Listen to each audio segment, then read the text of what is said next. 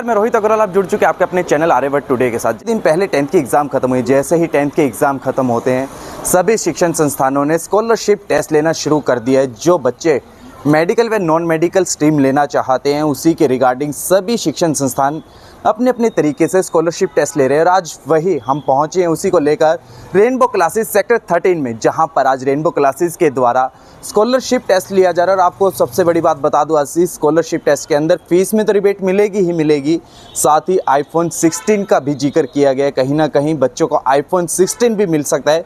तो आइए जानते हैं रेनबो क्लासेस के संचालक कृष्ण बेनीवाल जी से, और यहाँ पर जो मौजूद पेरेंट्स आए हुए हैं, क्या कहना है उनका कि किस तरह से रेनबो क्लासेस जो पिछले कई सालों से कार्य करते आ रहे हैं शिक्षक के क्षेत्र में, तो क्या वो बच्चों के डाउट क्लियर कर पाएंगे या नहीं।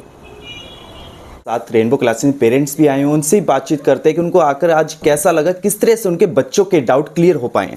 नमस्कार मैम। नमस्कार सर। मैम, बच्चे ने अभी 10th के एग्ज़ाम दिए, क्या मोटो लेके चल रहे थे कि किस फील्ड में उसको जाना है? बट बेटे का जो मेन फील्ड है वो उसका नॉन मेडिकल में उसका इंटरेस्ट है, क्योंकि उसका मैथ्स और साइंस बहुत ही अच्छा है। तो इसी की रिगार्डिंग हम आज रेनबो क्लासेस में आए हैं। हमने सर से बात की है तो हमें बहुत अच्छा लगा सर से बात करके। तो क्या कहना चाहेंगे रेनबो क्लासेस जो डाउट्स थे बच्चे को लेकर कि आगे एग्जाम क्रैक कर पाएंगे या नहीं कर पाएंगे, उस तरह की डाउट को लेकर कई बार पेरेंट्स के मन में डाउट रहता है कि सिलेबस तो कर जाता है परंतु एग्जाम क्रैक नहीं कर पाते, किस तरह के डाउट क्लियर कर पाए हैं सर आज? सर ने हमें अच्छे से एश्योर किया है कि वो बच्चे का मतलब जो बोर्ड लेवल है वो तो कोई भी क्लियर कर सकता है, बट बच्चे का IIT क्लियर कराना वो इनकी रिस्पॉन्सिबिलिटी है। तो वो हमें सर ने बहुत अच्छे से किया है। चालक कृष्ण बेनीवाल सर भी मौजूद हैं, उनसे बातचीत करेंगे कि आज जो स्कॉलरशिप टेस्ट लिया जा रहा है, कितने बच्चे आज यहाँ पर मौजूद हुए हैं और कितने बच्चों ने रजिस्ट्रेशन किया था। नमस्कार सर। नमस्कार।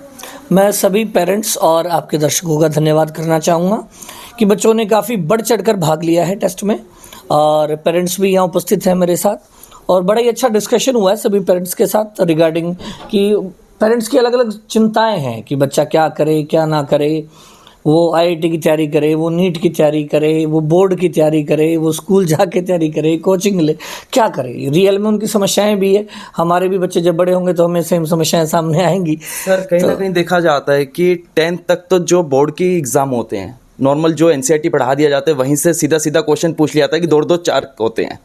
जब हम कम्पिटिटिव एग्जाम की बात करते हैं तो वह कहीं ना कहीं घुमा फिरा के बात की जाती है, और बोर्ड लेवल भी डिफरेंट रहता है।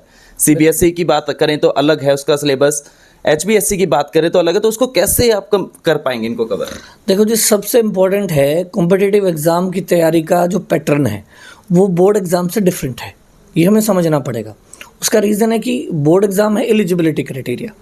किसी भी एग्ज़ाम को पास करने के लिए अगर आपको कॉलेज में जाना है, इंजीनियरिंग कॉलेज में एडमिशन लेना है तो IIT का टेस्ट होगा, मेडिकल कॉलेज में जाना है तो नीट का टेस्ट होगा। इन टेस्ट में हर कोई एडमिशन लेना चाह रहा है। अब हर कोई एडमिशन लेना चाह रहा है तो कॉलेज की सीट लिमिटेड है, तो उनको केवल वही बच्चे सिलेक्ट करने होंगे जो टॉप करेंगे। अब उसमें कंपटीशन लेवल बढ़ जाता है क्योंकि रेस है। अब उसमें पहली बात तो same question as it is नहीं आता कि जो आपने कॉपी में लिखा है तो एज इट इज़ आपके पास आ जाए, ऐसा नहीं होगा जो कि बोर्ड में होता है। तो बच्चे को कॉम्पिटिटिव लेवल पे तैयार करने के लिए सबसे पहले चाहिए कंटेंट।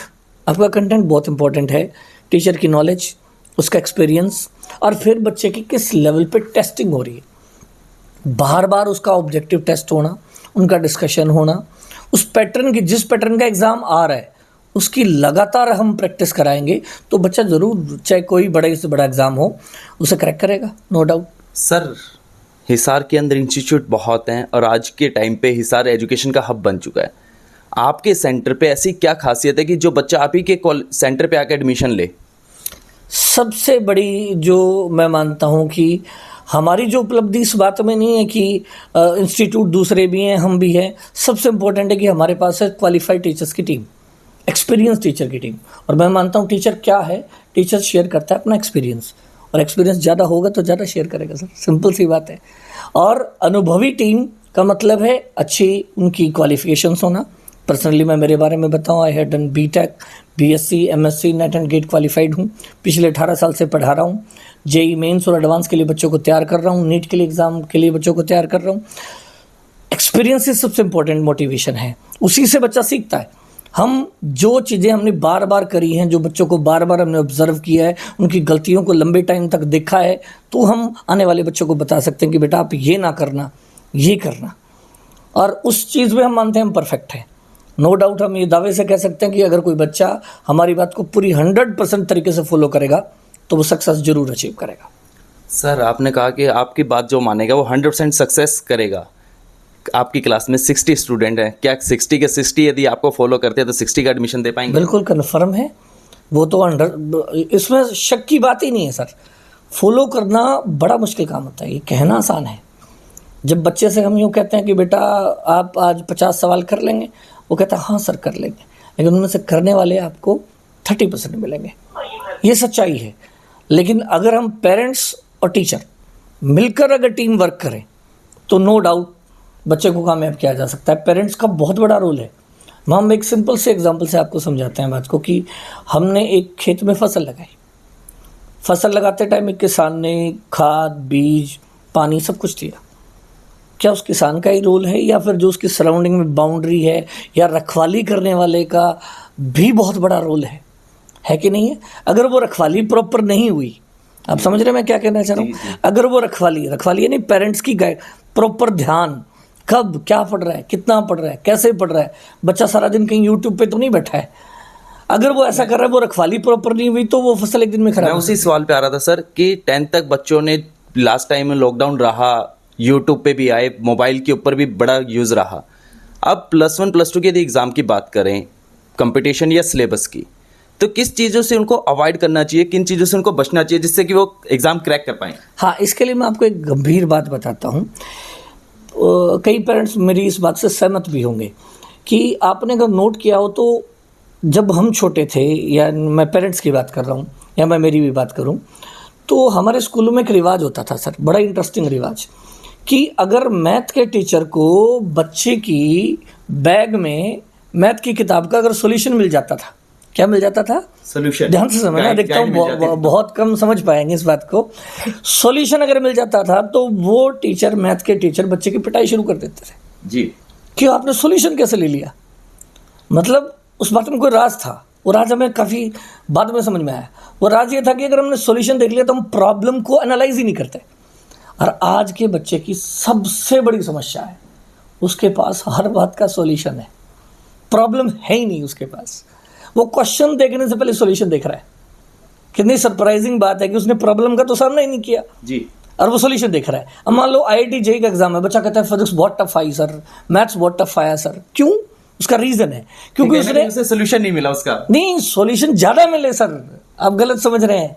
उसको हर क्वेश्चन का पहले उसने क्वेश्चन देखा, बुक में सॉल्यूशन दिया हुआ है, सॉल्यूशन पढ़ लिया। फिर उसने अगर थोड़ी क्वेश्चन में थोड़ी सी दिक्कत आई तो यूट्यूब पे खोल के उसका फिर सॉल्यूशन देख लिया। इतना सॉल्यूशन देख रहा है कि वो खुद के दिमाग पे प्रॉब्लम को सॉल्व करने के लिए जोर ही नहीं डाल रहा। हमें वो जोर डलवाना पड़ेगा, तब बच्चा कामयाब होगा। जब बच्चा टीचर की बात सुन के जाए, आराम से बैठे, खुद एनालाइज करे, प्रॉब्लम सॉल्विंग स्किल सीखे, बैठ के प्रैक्टिस करे, ना कि हर बात का क्या ही ढूंढता रहे, सॉल्यूशन ढूंढता रहे। वो सॉल्यूशन ढूंढवाने बंद करने पड़ेंगे, खुद सॉल्यूशन निकाले। तो यहाँ पर बच्चों को एकेडमीज के अलावा क्या क्या फैसिलिटीज़ दी जाएंगी, चाहे वो लाइब्रेरी की बात करें या प्रैक्टिकल लाइफ की बात करें, तो किस तरह से यहाँ पे किया जाएगा? देखो, हमारे पास हर वो साधन है जो बच्चे को सिखाने के लिए चाहिए। डिजिटल चीज़ों का सहयोग हमने पूरा लिया हुआ है। यूट्यूब पे हर प्रॉब्लम का हम लोगों ने, जितने क्वेश्चंस हैं उनको, जो अच्छे लेवल का क्वेश्चन है उसको हमने सॉल्यूशन प्रोवाइड किया है बच्चे को। वो अपने वीडियो लेक्चर्स उसको रिकॉर्डेड मिलेंगे, जो वो जब चाहें उनको एक्सेस करके देख सकता है। या फिर लाइब्रेरी की फैसिलिटी कहें, या फिर हम कहें कि उसको अच्छा एनवायरनमेंट बैठ के पढ़ने के लिए जो चीज़ें चाहिए। सर बात आती है कि कोई क्लास खाली रहती है तो बच्चे इधर उधर घूमते हैं, तो उनके लिए भी कुछ रखा गया कि यहाँ बैठ के पढ़ें, उनके ऊपर कुछ? खाली रहने का तो साइंस टीम के बच्चों के लिए सवाल ही नहीं उठता, वो हरदम बिजी ही होते हैं। वो अगर थोड़ा बहुत खाली टाइम मिला तो उन्हें टेस्ट होगा, उन्हें टेस्ट करना होगा। तो वो रूटीन हमारा इस तरह का रहता है कि हम बच्चों को खाली टाइम नहीं देते। खाली टाइम का मतलब यूँ थोड़ा बहुत एंटरटेनमेंट भी ज़रूरी है कि हम उन्हें पका नहीं सकते, कि सारा दिन अब बांध नहीं सकते हैं। थोड़ा खेलना, हंसना, कूदना, वो उनकी बुराइयां नहीं है सर। ये हमें समझना पड़ेगा कि अगर बच्चा 10 मिनट हंस बोल रहा है तो आप उसे बंद नहीं कर सकते, वो होना भी चाहिए, वो उसकी क्रिएटिविटी का पार्ट है। तो हंसते खेलते पढ़ना है सर, सिंपल सी बात है। क्योंकि कई बार देखा जाता है सर, एकेडमिक के साथ, स्टडी के साथ साथ मोटिवेशनल भी बहुत ज़रूरी रहता है, तो उसको किस तरह से आप कवर करेंगे, मोटिवेट कैसे करेंगे बच्चों को? मोटिवेट तो मैं एक सिंपल सी बात कहता हूँ, जहाँ प्रॉब्लम होगी वहाँ सॉल्यूशन होगा। अब जिस बच्चे को जिस लेवल की प्रॉब्लम आ रही है उसको उस लेवल पे मोटिवेट करना होता है। हर बच्चे के लिए सेम चीज़ काम नहीं करती है। अब मान लीजिए कोई बच्चा बहुत डिप्रेस फील कर रहा है तो हम उसे कहानियों से मोटिवेट कर सकते हैं, हम उन्हें कोई एग्जांपल्स देके मोटिवेट कर सकते हैं। समय समय पे हम लोग खुद भी सेमिनार लेते हैं और अच्छी जो क्वालिफाइड लोग हैं या फिर जो बहुत ज़्यादा सक्सेसफुल लोग हैं उनके हम सेमिनार भी आयोजित कराते हैं बच्चों के लिए। तो सर +1 के अब जैसे ही 10th के एग्ज़ाम कवर हुए हैं तो कब +1 की क्लासेस स्टार्ट करने वाले हैं? +1 की क्लासेस हमारी 21 तारीख से शुरू होने जा रही हैं। 21 तारीख से हमारी ट्रायल क्लासेस रहेंगी जिसमें सब बच्चे बढ़ चढ़ के भाग ले सकते हैं। 2-3 दिन पढ़ कर देखें, पूरी टीम से मिलें, आप उनसे एनालिसिस करें, उसकी कोई फ़ीस नहीं है। आप जितना इंटरेक्शन करेंगे, जितना सीखेंगे, फिर आप एनालाइज करिए, फिर आप जज कीजिए।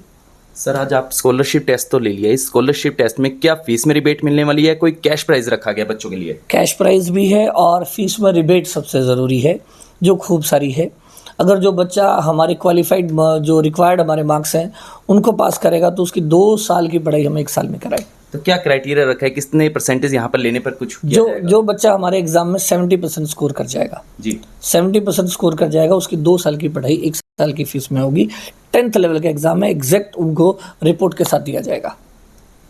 और यदि कोई 50% लाता है या 100% मार्क्स भी ले आते हैं तो उसके हिसाब से उन परसेंटेज बेस पे छूट है 20%, 30%, 40%, जितना उसका परसेंटेज आएगा।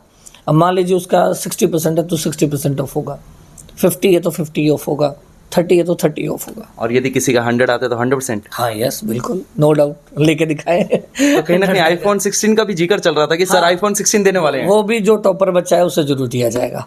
अच्छा, आईफोन 16 बिल्कुल मिलेगा जो बच्चा टॉपर है हमारा, यानी जो 100% ले आएगा उसे आईफोन 16। बिल्कुल बिल्कुल। देख लेना सर, कहीं मुकर जाओ। ना नहीं मुकरेंगे। ठीक है, क्यों? जितने की फीस है उससे ज्यादा आईफोन 16 है। ये तो एक मतलब हम यूँ समझ सकते हैं इन बातों को, ये बच्चों के लिए मोटिवेशन है, हमारे लिए ना तो ये मोटिवेशन है ना ये डिमोटिवेशन है। ये बच्चों के लिए तो कहते हैं ना टॉफ़ी भी इंपॉर्टेंट होती है, तो आज की डेट में वो टॉफ़ी बन गया आईफोन। इतना ही कह सकते हैं। तो वो जरूर जो बच्चा डिजर्व करेगा उसे जरूर मिलेगा। तो अंत में हमारे दर्शकों को क्या कहना चाहेंगे कि जो आपके सेंटर पे पहुंच पाए? रेनबो क्लासेस में विजिट करिए, एक परफेक्ट टीम से मिलिए, जो भी आपके मन में क्यूरीज हैं उन्हें पूछिए और बच्चों को बोलिए खूब पढ़ के देखें, खूब क्वेश्चनिंग करें, फिर डिसाइड करें। मोस्ट वेलकम है सभी पेरेंट्स और सभी बच्चों का। Thank you. ये थे हमारे साथ कृष्ण बेनीवाल सर, जो कि रेनबो क्लासेस के संचालक हैं। इन्होंने किस तरह से बच्चों की क्यूरी को डाउट क्लियर करने के बारे में बताया कि किस तरह से बच्चों की क्यूरी क्लियर कर पाएंगे और किस तरह से बच्चों को सिलेबस के साथ साथ कॉम्पिटिटिव एग्जाम की भी तैयारी करवाई जाएगी। उन सभी बातों की तमाम बातें इनसे की। आप लोगों की क्या राय है, एक बार जरूर विजिट करें रेनबो क्लासेस पर। धन्यवाद। एग्जाम दिए कैसा गया? अच्छे गए सर। तो आज स्कॉलरशिप टेस्ट था, क्या लग रहा है इस बार स्कॉलरशिप टेस्ट में? ठीक गया, अच्छा स्कोर हो जाएगा 50+ हो जाएगा। आईफोन 16 लेने की उम्मीद नहीं है क्या? हाँ है, नहीं राउंड 2 भी देंगे। राउंड 2 भी देंगे। क्या लग रहा है आपका? ठीक है सर। ठीक है, क्या लग रहा है कि आईफोन 16 लेना है या कुछ और? लेना तो है सर। लेना है। कौन, पापा दिलाएंगे या रेनबो क्लासेस वाले? वो देखेंगे सर। वो देखेंगे। अभी 10th का एग्जाम दिया है, कैसा गया बोर्ड का एग्जाम? अच्छा गया था। अच्छा, कितना % स्कोर करने की उम्मीद है, कितना कर पाएंगे? 85 के नियर बाय ज़्यादा। आज जो स्कॉलरशिप टेस्ट दिया है नॉन मेडिकल मेडिकल, वो इजी था। हाँ, तो क्या लग रहा है आईफोन 16 ले जाएंगे? आईफोन 16 तो लाइक 60 का था, 50 से ऊपर आएंगे, 55 आएंगे। आईफोन 16 कहीं रह जाएगा या सपनों में आने वाला भी? पता नहीं, वो तो देख लेंगे। अच्छा गया था वैसे तो। अच्छा गया। हाँ। और जो सर से बातचीत हुई तो क्या डाउट्स क्लियर कर पाए सर आपके अच्छे से? वैसे तो डाउट नहीं थे, पर जो बताया वो ठीक था।